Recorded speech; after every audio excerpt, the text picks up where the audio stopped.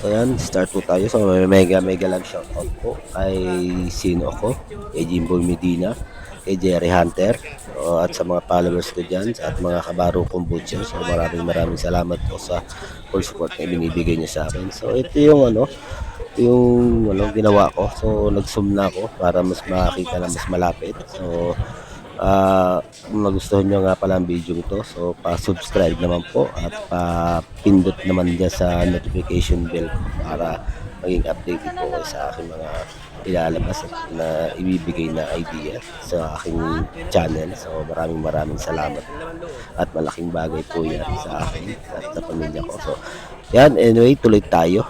Ito yung tinanggal ko na yung mga taba dyan. So lomo yan, tenderloin kasama yung tampalin o ronluak, kung ano man po ang tawag niyo dyan.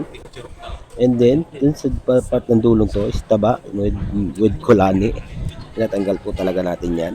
And then ito part ng hind or pata na hulihan, patanggalin natin dito yan. So yung mga nagbabalak na mag-butcher, so sundan nyo po lang tong guide na to. So nagsusum ako, siguro kahit paano magka-idea man lang kayo or pero try nyo pa rin po humawak ng knife or para po at mas matuto kayo, kasi syempre iba pa rin yung hawak nyo yung tools na ginagamit nyo sa pagbabaklas ng ganito or sa butcher.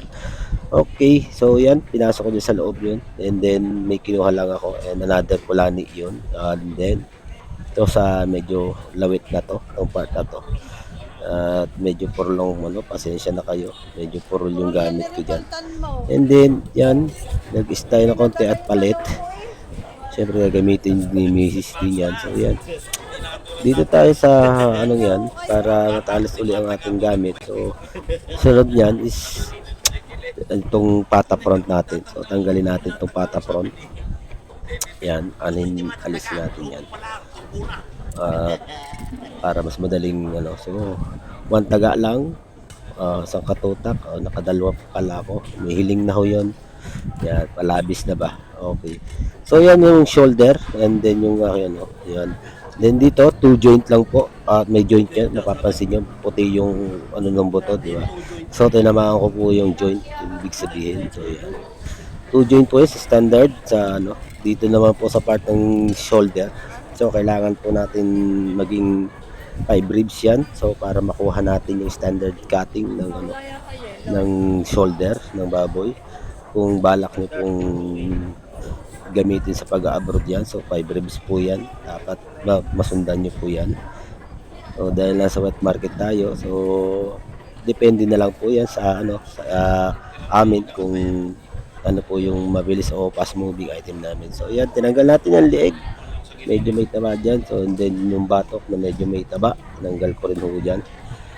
Yan, tinanggal ko. At eto yung part na tong tatanggalin natin is yung shoulder na.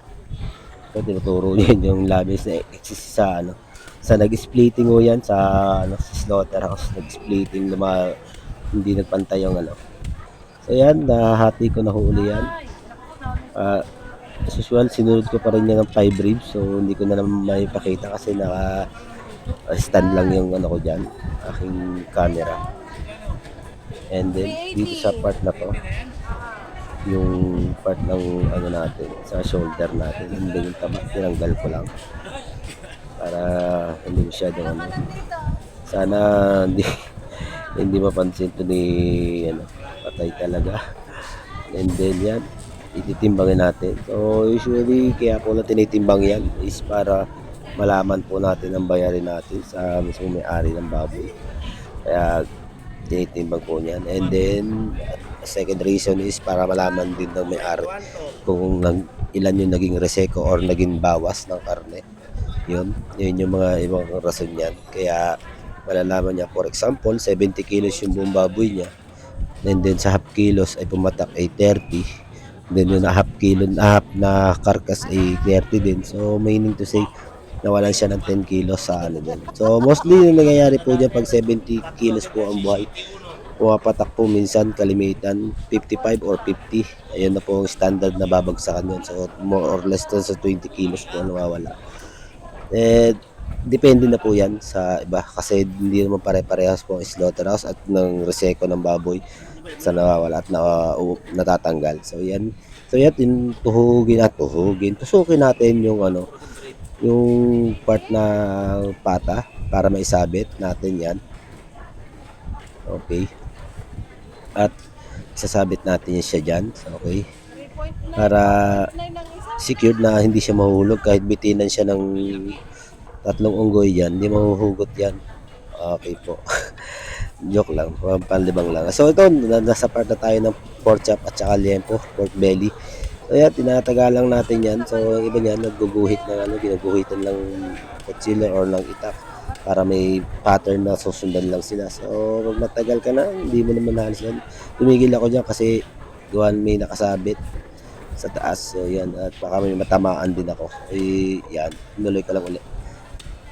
Anyway, yan, diretso tayo. And then may mga buto-buto pa dyan na nakausli, nakamasabitan niya kamay. So mas ano po yan, masakit talaga yan na yung buto. Pag tumama talagang sarap to the bone. Pasok lahat talaga. Linggo na, hindi pa nawawala. Alright. Oo, ganyan po kasakit tumama ang buto sa nang masabitan kanyan.